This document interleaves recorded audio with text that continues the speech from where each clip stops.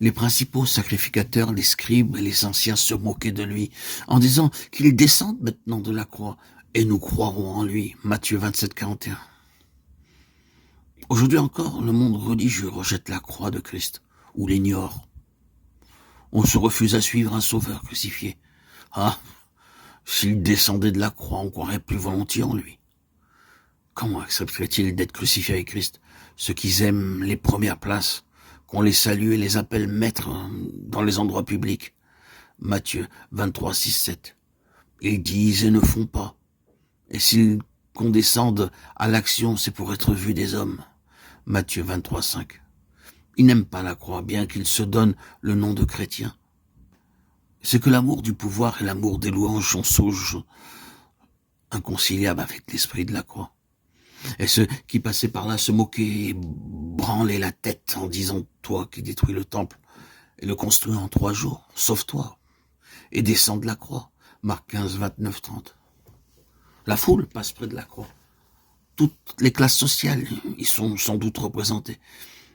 Et il s'y trouve les mentalités les plus diverses. Mais en cette heure tragique, la fusion s'est faite entre tous. Il n'y a plus qu'une masse anonyme qui suit le mot d'ordre venu des chefs et y obéit. Tout à l'heure, d'une seule voix, elle criait « Crucifie-le ». Maintenant, d'un même accord, il se moque de lui, lançant ironiquement à la tête de celui qui va mourir ses propres paroles. Soldats et voleurs, gouverneurs et sacrificateurs, anciens et scribes, tous sont exceptionnellement du même avis. Ceux de la synagogue et les criminels, les gens du monde et la populace. Toutes les barrières sociales sont momentanément renversées. Tous expriment la même pensée. S'il est le Christ, qu'il se sauve lui-même. Pour eux, la croix donnait la preuve qu'il n'était pas le Fils de Dieu. Qu'il fasse un miracle, alors nous croirons en lui. Qu'il descende seulement de la croix, il n'est pas trop tard, pour prouver qu'il est bien le Messie. De nos jours, nous voyons encore autour du calvaire toutes les classes sociales et toutes les nuances d'opinion.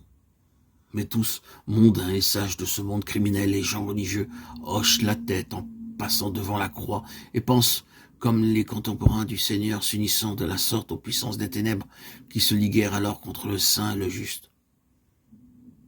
Aujourd'hui encore, c'est tout un petit nombre de témoins qui restent fidèles à la croix et qui la prêchent. Par là, ils sont crucifiés au monde, comme l'apôtre des gentils. La croix est toujours la puissance de séparation. Point de terrain neutre au calvaire.